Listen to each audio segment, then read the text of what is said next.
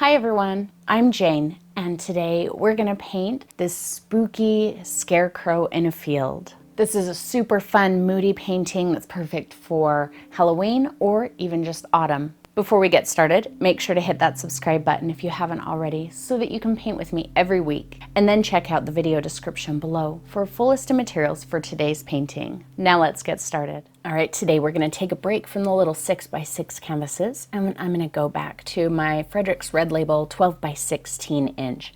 Fresh out of the package, I have not prepared it in any way. Before we start painting our landscape, I am going to do an underpainting. Now, a lot of times I don't make you watch me do the underpainting, but I've been getting a lot of questions about how to get paint to flow nicely and get coverage, especially when using a canvas with a good amount of texture like this one has. So I'm going to go over that real quick. It's always a good reminder to have. Now, before you start painting, it's important to think about the type of brush that you're going to be using. A very soft brush is not going to have the strength to push the paint down into the texture or to move it around very much. So where you put the paint, it's really going to stay. Instead, you want to use a brush that has denser, firmer bristles. See how my brush, it flicks back really quickly.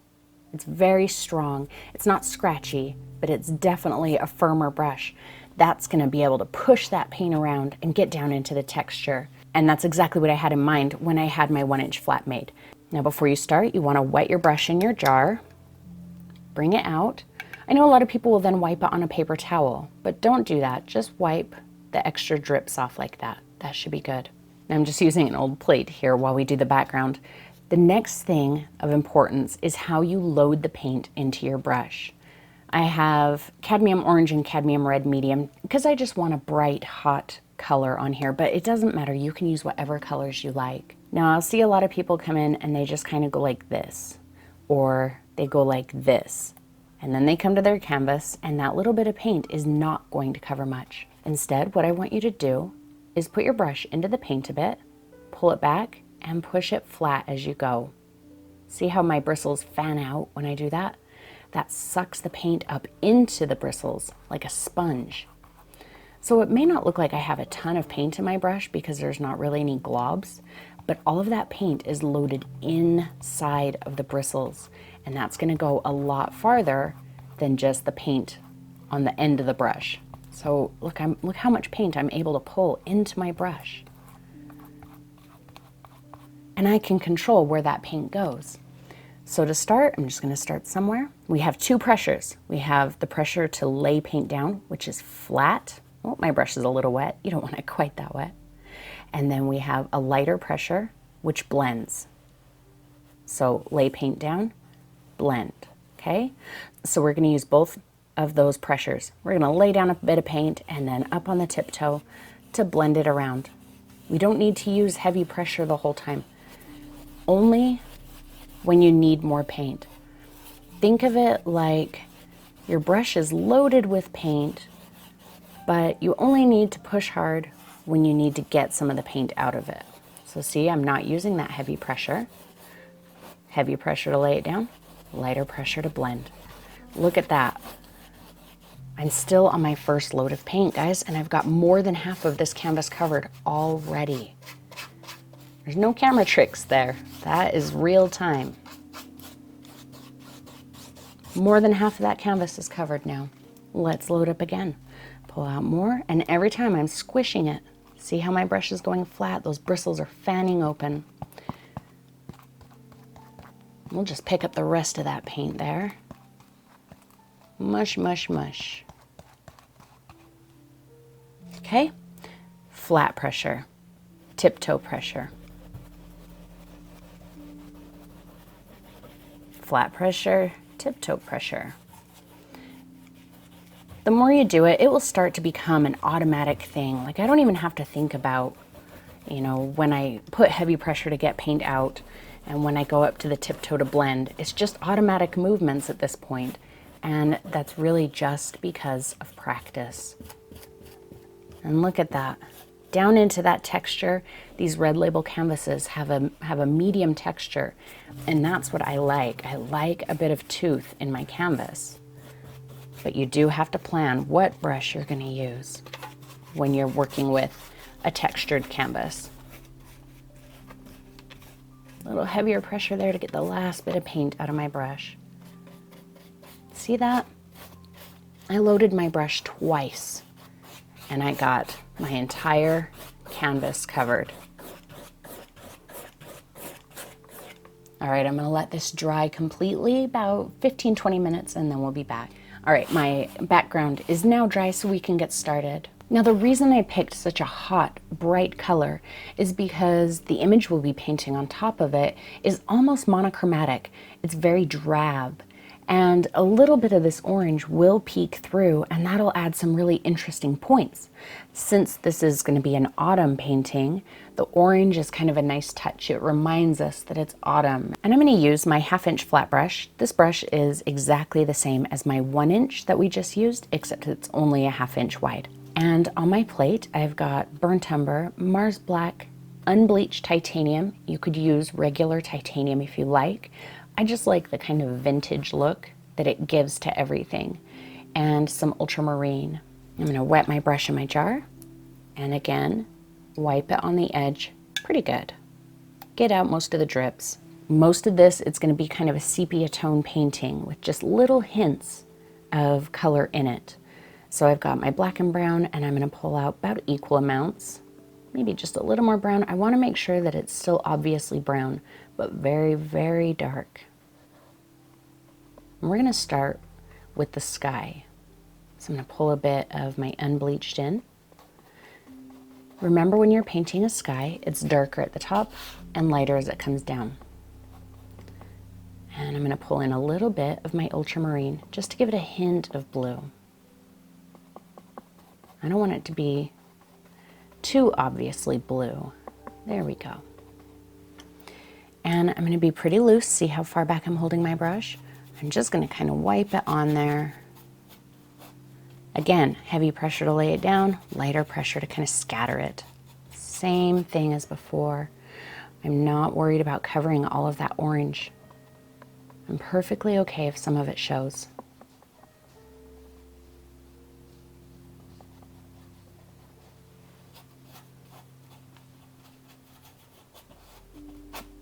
Flat and wipe.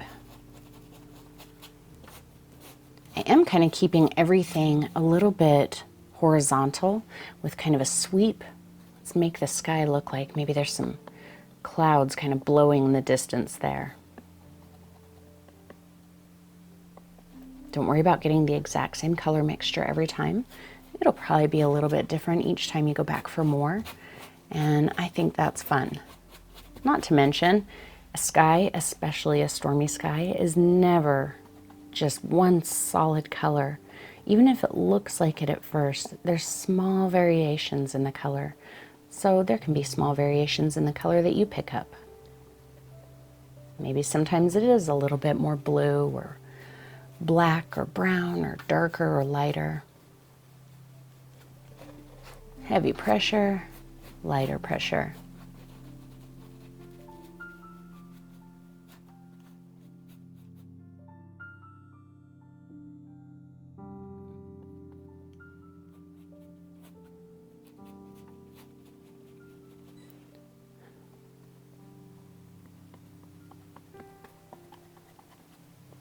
Let's go a little bit lighter, keeping some of that blue in there.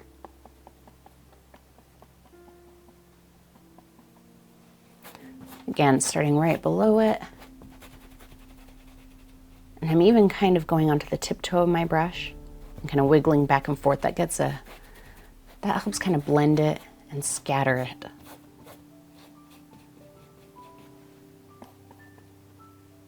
Use a good amount of paint. I am still squishing it. So even if it looks like I'm not because I'm moving quickly, I am squishing my brush. It is still absorbing up into it like a sponge, just like when we did the background. Let's throw a little more unbleached in there. There we go. I like that. I want a real turbulent looking sky. You know, I don't need anything that's real smooth looking. I love turbulent autumn skies. They're the best.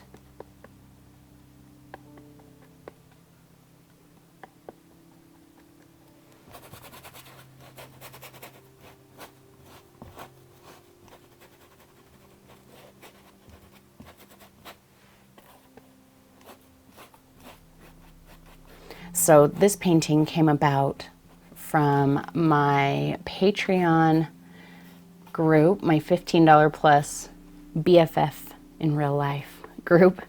We get together once a month and we do what we call a live directed painting. And so what that is I set up to paint live and ask them for suggestions, and they kind of lead me down a path, and eventually I kind of take off on my own and do my own thing. But you know, we talk about a lot of concepts and, you know, fun stuff, and then they help me come up with a painting.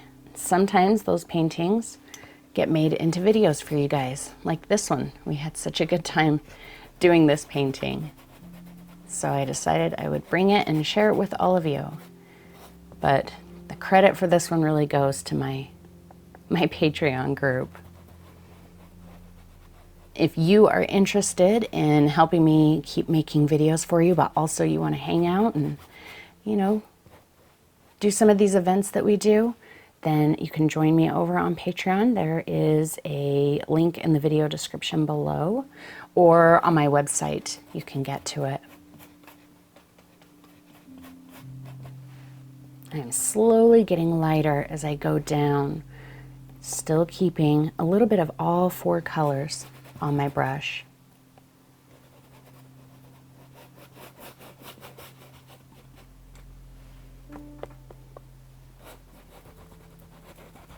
Not doing any real specific clouds, but you know, just the streaks and bands of color help kind of say that maybe there's some clouds moving through and some light reflected on certain bits of the clouds.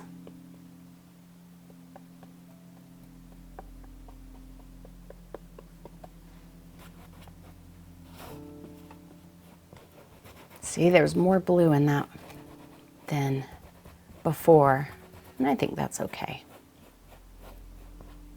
I know that those bright pops of orange are gonna freak some of you out, and you're not gonna like seeing that in your painting, and that's okay. You can paint them out if you like. I'm just taking little bits of this lighter color. I kind of plop it down in one place. Let's see right there. That was with that heavy pressure. Just plop it down up onto the tippy toe and just kind of scatter out the top edge. I think having the bottom edge a little bit more solid kind of helps say there's light shining up onto the bottom of the cloud there. I'm going to bring this light color down. I'm really just picking up unbleached now and letting it mix with everything else that's on my brush. Make sure I get it really light toward the horizon.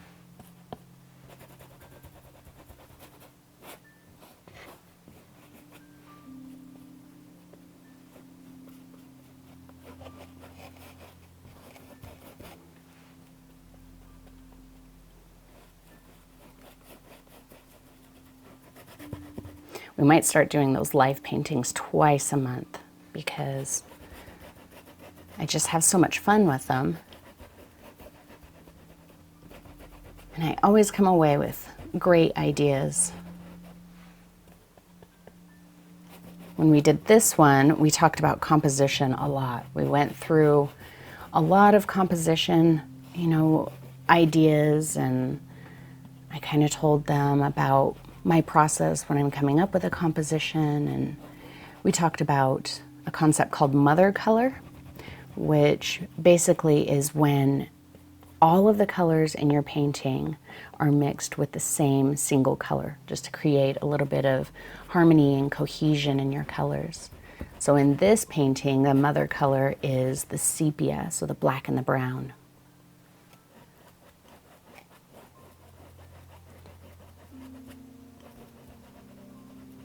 Cover up as much of that orange as you like. I like to see it quite a bit.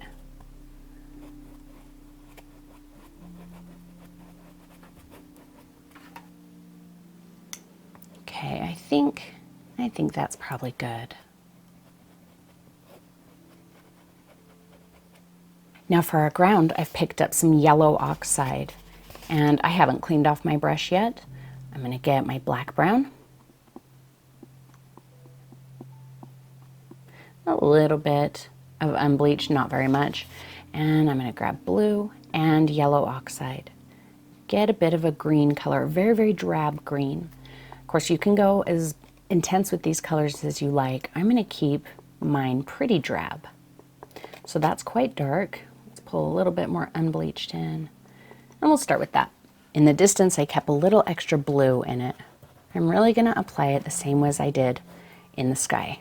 Don't worry about having a solid or definite horizon line, because we're gonna have some bushes in the distance there. That's gonna cover all of that.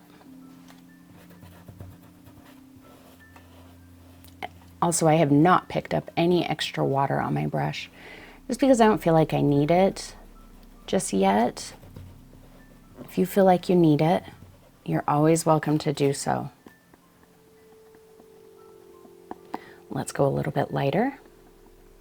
And maybe I'll throw a little extra yellow into this mixture. Start making it a little bit more yellow as the ground moves toward us. Still quite a drab color. That's not quite different enough. A little more white, a little more yellow. There we go.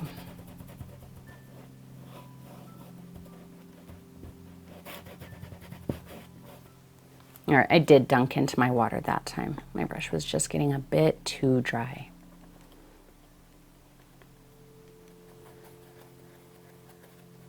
Nice messy palette. There we go.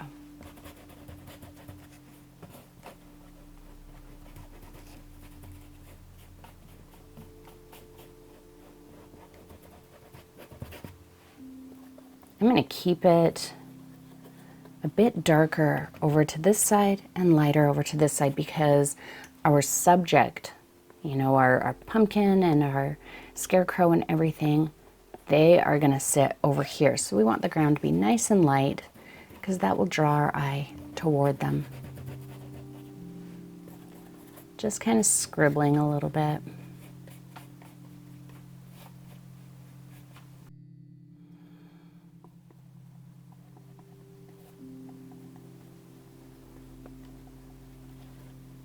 Mix those colors really loose. Just have fun watching and seeing what colors happen, and, you know, not micromanaging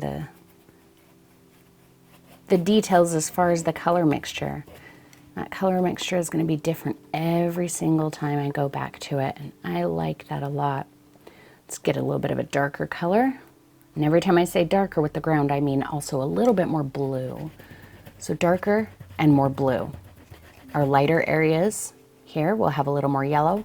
Our darker areas will have a little bit more blue.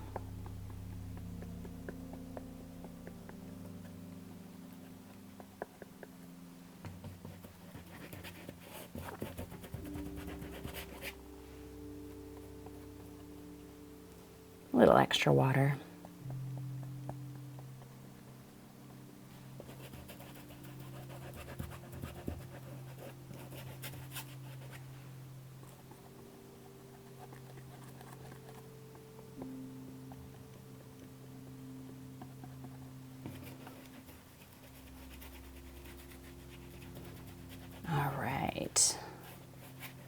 For our base color on our ground, that's not too bad.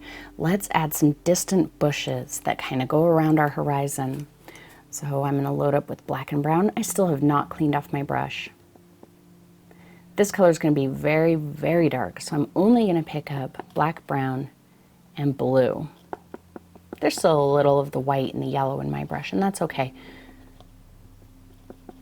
Just black, brown, and blue. Now to do my distant bushes here, I'm going to use the corner of my brush. I'm just going to kind of crush the corner in. I like to think of it as almost like writing in cursive. Pretend that you're trying to write very elegantly in cursive. Still holding my brush quite far back. Corner of my brush in, and just kind of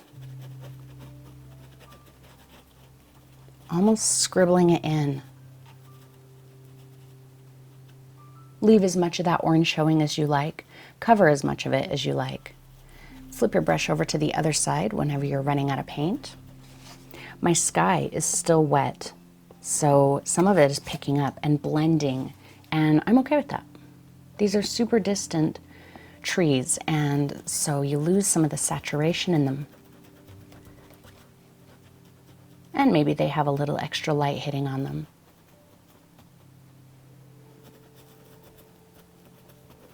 I'm going to take that all the way across, getting smaller as I go. Just right along where I put that grass meeting the sky. If your sky is really, really wet and it's really mixing a lot into those trees, I think don't worry about it. You can come back and touch them up, or you can just let it dry and come back and do your trees after it's dried a bit.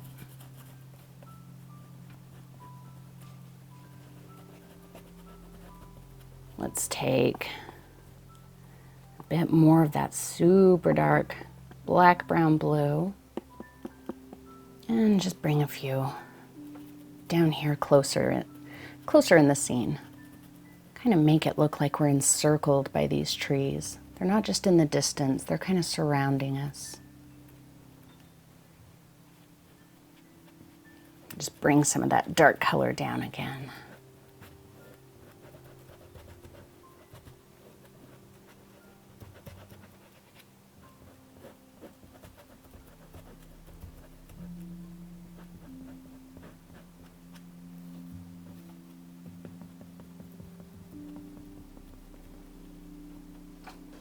So you could almost just leave it like this and you have a really stormy, moody, abstract landscape. My favorite kind of landscape. Darken it up just a bit right there.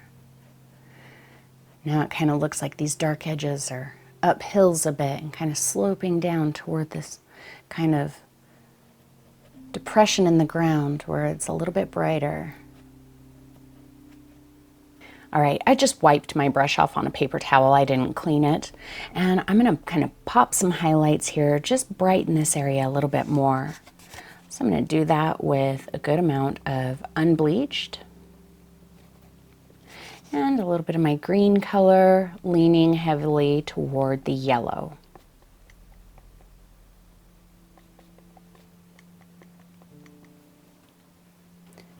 Just gonna kind of scribble it on roughly here where all my elements are gonna be. A little extra water on my brush, it was getting pretty dry. Just kind of lay some down, light pressure to wipe it around a bit.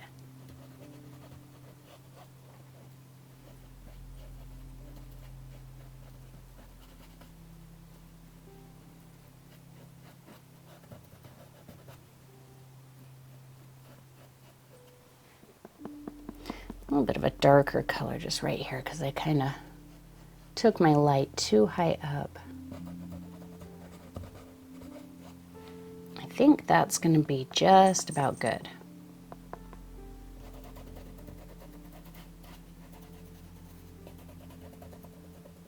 See my little back and forth movements like that.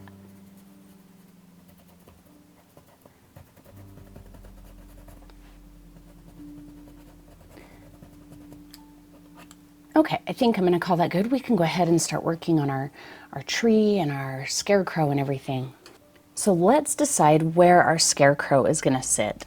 So I'm gonna take my angle brush, I wet it in my jar, this is my 1/2 inch, and I'm gonna get some black brown.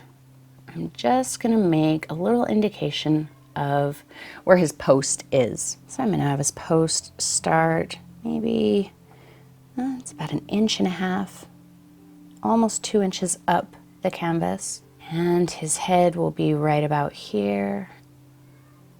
So I'm just going to bring that line down. Can you hear Mr. Moon in the background? He likes to just walk around the house and meow and hope somebody comes out to give him attention. Now we know where that is, we can place our tree if we like. And one thing I want to do is make sure that my tree doesn't compete with my scarecrow, so I'm going to put it in the distance.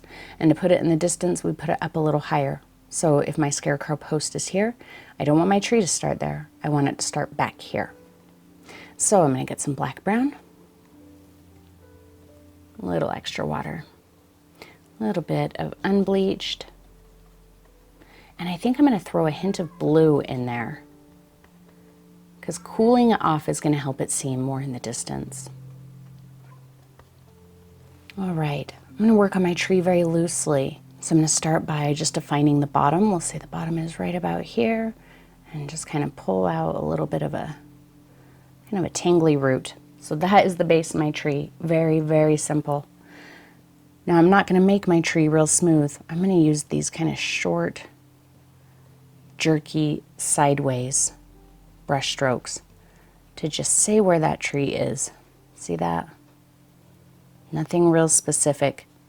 Because it's an old gnarly tree, it can be really kind of jumbled and, you know, choppy. So really all I'm doing, let me show you on the bottom of my plate here, I'm kind of starting like that, just dragging sideways and, you know, creating a branch about like that. So there's a branch. Can create the trunk of my tree like that too.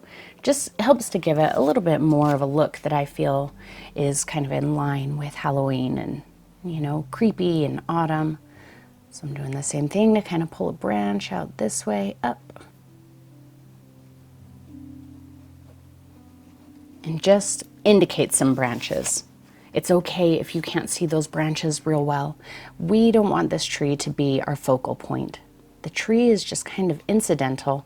It's in the background.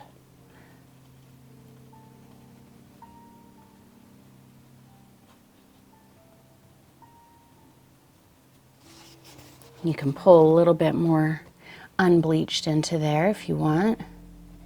You know, if it's in a dark part of the sky and you at least want to see a little bit of branches, pull a little of that highlight down through the trunk.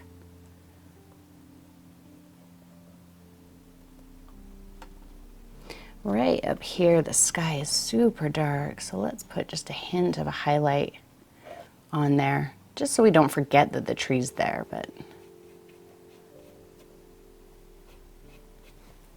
whether this tree is real visible or not is not important.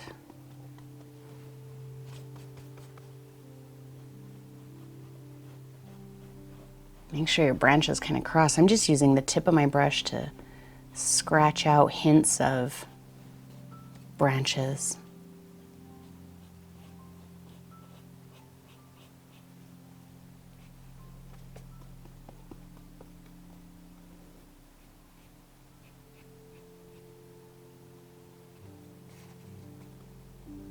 Some little brighter pops.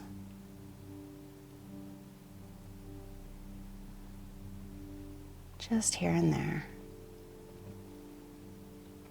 I think that this is probably about good for our tree for now. I might come back and add a little more to it in a bit.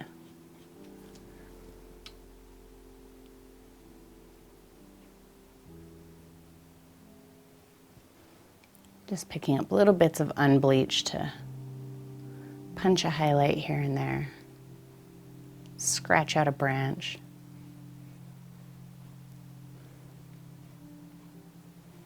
Don't be afraid to let this cross over where your scarecrow is going to be.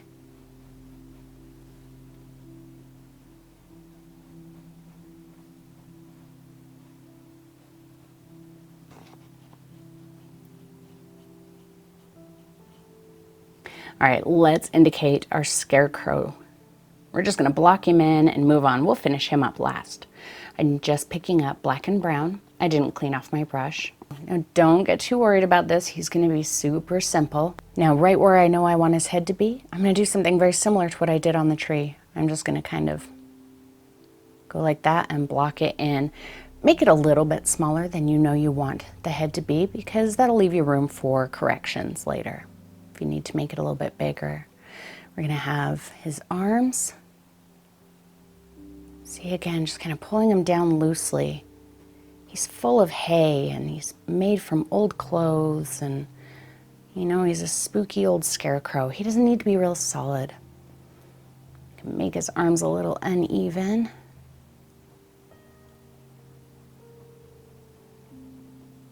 Pull a bit down there.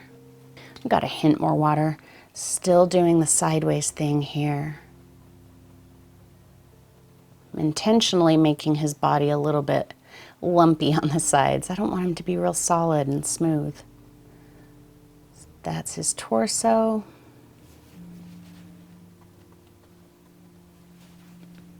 And I really like the idea of him just kind of having, you know, hay for legs. So it's just kind of poking down like that. Maybe on this side too. No real specific legs here. I think that's good for now. We will definitely come back to him. All right, now we're gonna place our pumpkin, and I'm gonna use my number 8 filbert, and I've got some cadmium orange. Now, just like everything else, we're gonna be mixing the sepia color in with the orange. However, the pumpkin, the tombstone, and the scarecrow are our focal points, so we can add a little more of that bright color in there. So I'm gonna get my black brown, a little unbleached, just a nice sepia color. And I'm gonna come in and grab some orange, mix that in, get a nice dark kind of muted orange. Make sure that your pumpkin overlaps your post, otherwise it's gonna seem disconnected from the scene and weird. And also you want it to start below where your post starts. It's right about there. And I'm just gonna kind of find out where my pumpkin is just by dabbing. Let it kind of come into shape on its own.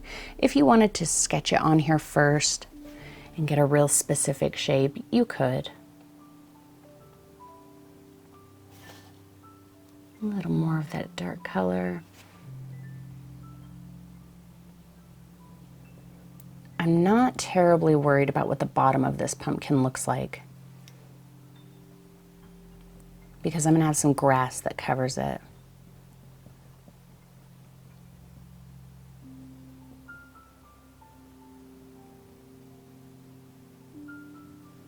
Let's get a little more black brown. Just the black brown, no unbleached. Mix it in with my orange. I want a very dark color here. Very, very dark. And let's just kind of make sure it's nice and dark along this edge here. A little darker at the bottom, just in case any of that shows. Remember that sideways thing I did on the tree with my angle brush, how I just kind of pulled sideways like that? I'm doing the same thing here. So just sideways and going up, just to indicate some shape to the pumpkin. Now I'm gonna grab a bit of unbleached. Let's start getting some brighter highlights in there. Mostly along this edge here. Pull it down that side. Please don't struggle with your pumpkin. I know from personal experience that it's difficult to paint this pumpkin and see a pumpkin. You're gonna think it looks weird, and you're gonna be tempted to scrap your pumpkin and give up on him, but don't. Because I did the same thing when I was painting this with Patreon. My pumpkin was so awful, I just hated it. And then I decided to stop and put the stem on it, and all of a sudden it looked like a pumpkin, and it was really cute. So I'm just getting some lighter spots. See how I'm not getting real specific with the details? Just kind of nudging almost into those pumpkin shapes. You know, the little, I don't know, the way the pumpkin moves down the side. The little bulgy bits. And his paint's getting pretty thick. I might have to leave it and come back and finish my highlights later, because my paint is gonna start lifting. I'm gonna stick with my filbert, and I did clean it off. I'm gonna get a little more black brown, some unbleached, fairly light color, and a little bit of my green. And it can be a brighter green than the grass. It's still going to be muted because yellow oxide and ultramarine by themselves don't make a bright green. But then I've got a bit of that black brown in there. I'm just going to kind of indicate a twisty stem. Nothing real specific or pretty. A little unbleached, lighter color, a little highlight. Maybe a nice dark, dark, dark color for the shadow on it back here.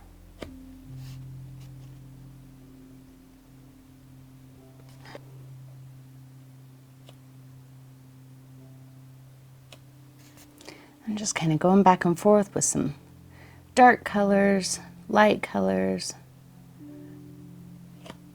just to see what I like best.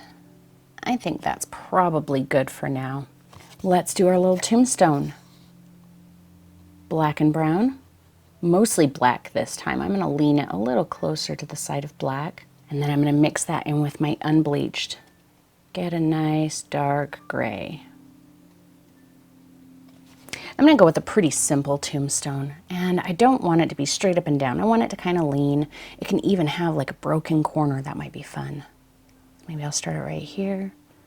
Just kind of bring that down a bit. A little rounded top. Maybe break that corner. I probably should have done my stem last. That's all right. Just paint around it. It's not a big deal. I don't like that broken corner. There.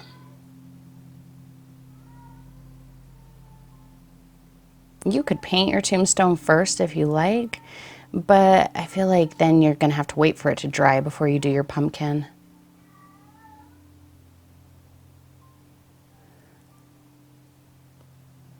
Don't worry, Mr. Moon is well taken care of. He's just very vocal. All right, let's get some darker, because the right edge is not standing apart from anything else very much. So I'm just going to darken that.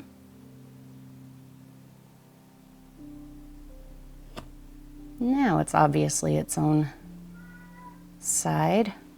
Get a bit of that dark color toward the bottom of it here. Just kind of wiping it in there.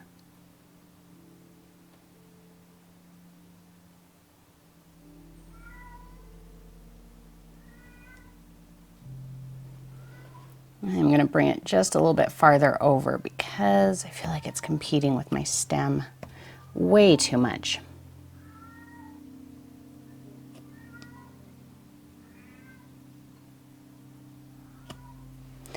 Some unbleached, I just kind of dunked into it. Scatter some of that on there.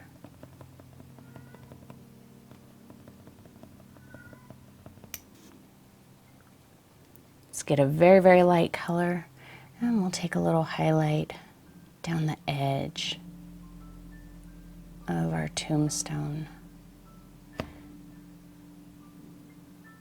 And maybe up here just a little bit. You know what? My tombstone touches my sky, and I don't want that, because it kind of gets lost in there. So I'm just going to take my 1/2 inch again, get my dark color with a little hint of blue. I'm just going to come up here behind my tombstone and bring my sky back up just a little bit. Throw a little bit of unbleached in there since the sky is dry now and it's not mixing.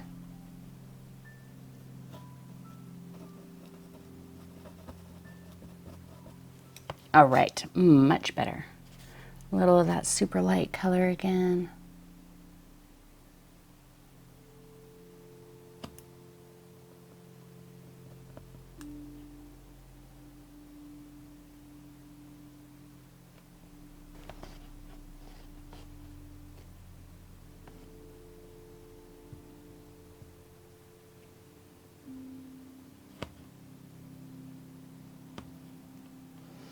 Just adding bits of light and dark to both make it look aged and weathered, but also to set it apart from, you know, anything in the background that I feel like it's kind of blending into.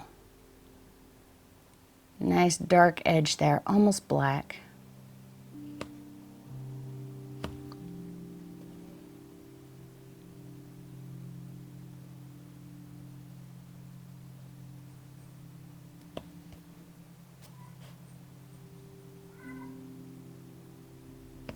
All right, let's mess with the sad, ugly pumpkin again. A little more unbleached. some orange. I think I'm just gonna kind of pop some bright points, and we'll call him about done.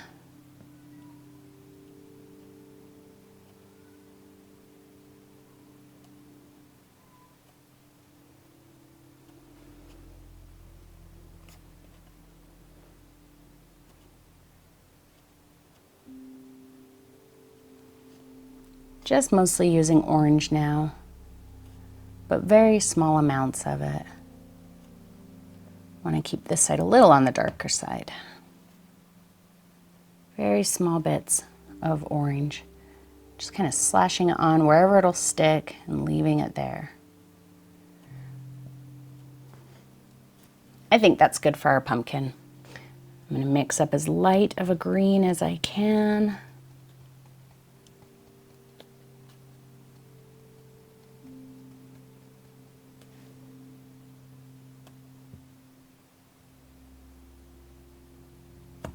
Okay, let's start working on our scarecrow. I'm gonna go back to my 1/2 inch angle, and we're gonna do his shirt first. So I'm gonna get a little of my black brown, some unbleached, kind of a lighter color, and some blue. And we can make his shirt bluer than we made, anything else. His shirt can be a little bit brighter. And I'm gonna do the same thing like I did on the tree, just kind of pull it to the side. A little extra water, a little more blue. Up here at his shoulder, just kind of pulling that down. And then I think I'm gonna break it from there and pull it down there. So like the shirt is unbuttoned at the wrist and kind of hanging. I like that. Like an old denim shirt or a flannel shirt or something. Notice I left it dark over here. We're gonna have a shadow over there. I'm gonna pull some of this color over here. And again, kind of unbuttoned and hanging down over there. Very loose, very untidy. Let's get a darker color, just kind of along the bottom there. And we'll take that same darker color and we'll put it over here. So it's really the blue with just a little more black and brown in it.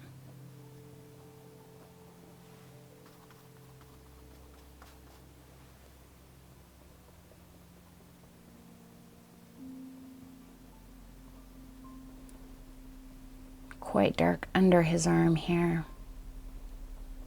Maybe a little shadow up there on the shoulder.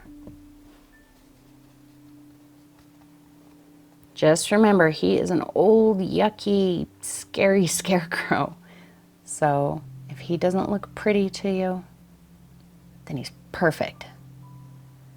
We want him to be weird, kind of creepy.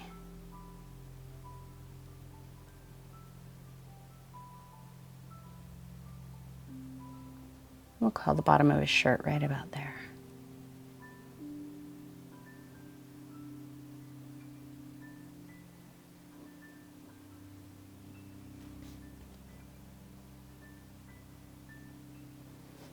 Let's do his hay.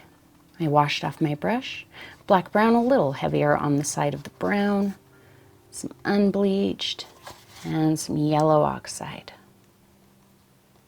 Maybe let's keep this one pretty dark for now. There.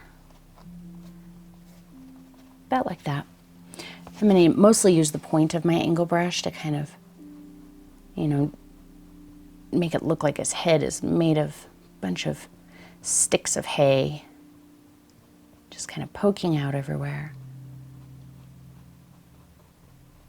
I know you can't really see that right now because it's so dark, but you'll be able to see it in just a moment. Same color, let's do the same thing on his hands here.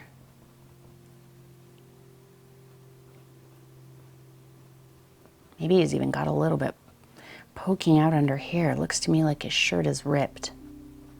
It's a little bit poking out there. And his legs. Keep a little extra water on my brush so that it flows here. Just kind of scratching that down, just using the tip of my brush. Because it's hard to see, I'm going to show you here. I'm just kind of sketching these lines like that. Nothing real specific, nothing real beautiful. That's what I'm doing.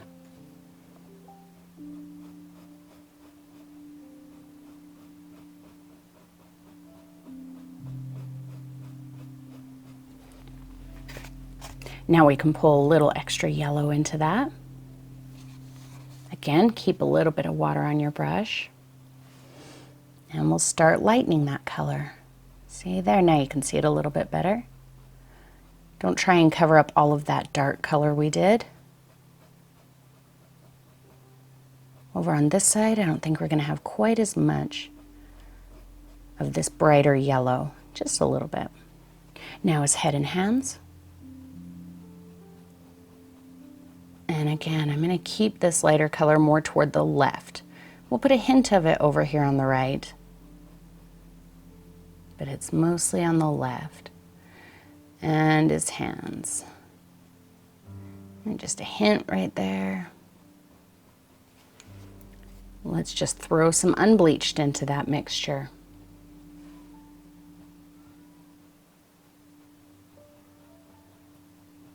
Don't worry if it's too bright, because you can go back over it and kind of kick it back in by adding a little bit of the darker color again.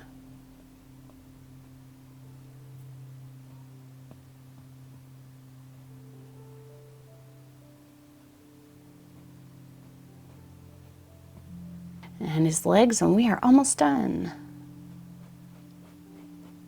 A little extra water.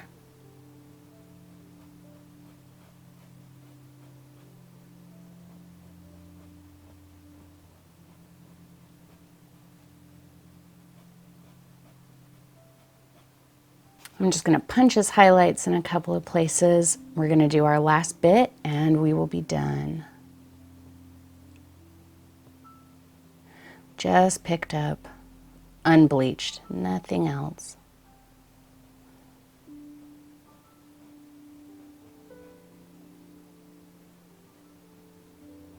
Oh, I guess we have to work on his post. Just wipe that off. Black and brown. We'll just make sure his post is in there and solid. There we go. We can give it a little hint of a highlight on one side. Not really necessary if you don't want to do that. All right, last part, we're gonna finish up our grass. I've got my super dark color, my black brown. Tiny hint of unbleached, just so it's not pure black. Get some blue in there, get some yellow in there. Just a very dark green color. And I'm gonna come in behind here, starting at the edge of my pumpkin, and I'm just gonna dust a bit of a shadow. Don't try to make it look any particular way. We're just saying that there is a bright light coming from somewhere, and it's just kind of casting a bit of a shadow from these guys. And pull it this way a bit. A little extra water to cover in some of that texture. And I'm gonna let it just trail out to back here where it matches this dark color.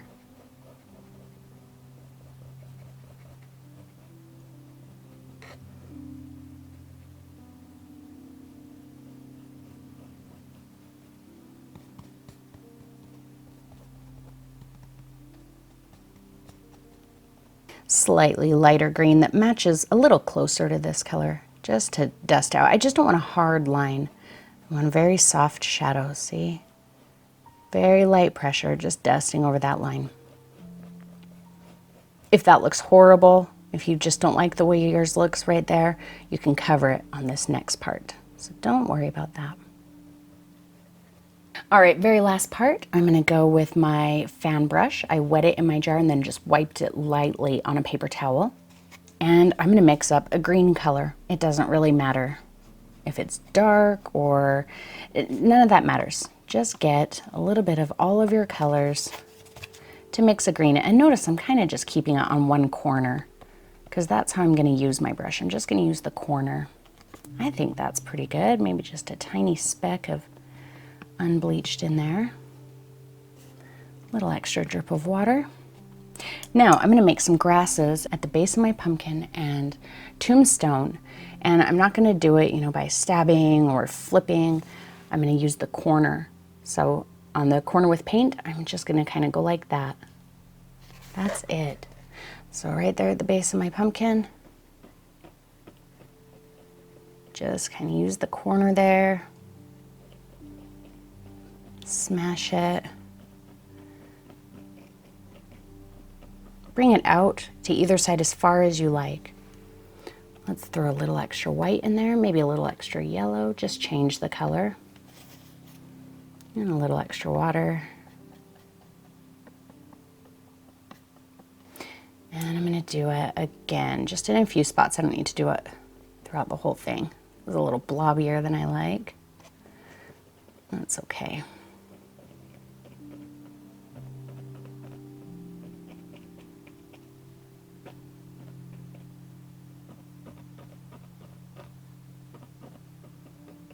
Take my damp 1/2-inch brush, and I'm just gonna kind of nudge that, smear it around, so I don't have that ugly, weird bottom.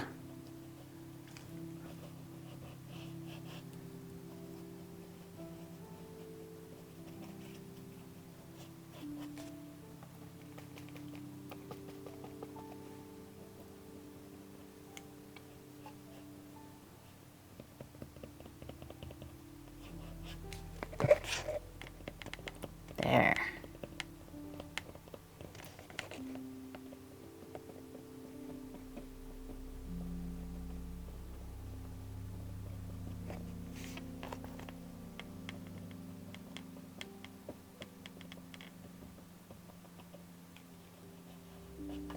Finally, if you wanted to write something on the tombstone, I would say not to write very specific letters because everything in here is kind of impressionistic. But if you want to, you could. But here's what I like to do to make it look like there's something written on there without being real specific. Get my, what is this, my number 3 round, a little bit of black brown, mostly black. And I'm just gonna come in here and just kind of scratch just to make it look like there's something written on there. That's really it. And now I am gonna sign it. And there's your spooky scarecrow painting. If you'd like to join me once a month for a live directed painting event, which is again where this image came from, then you can join me over on Patreon at my $15 level. Each month we do at least one of these events, as well as a viewing party where we watch the video for that week, answer any questions you had about it, do demos, and we just kind of chat and have a good time. Thank you as always to my sponsor Frederick's Canvas for providing the awesome canvas that I used in today's painting. And thank you to all of you for always painting with me. I'll see you next time.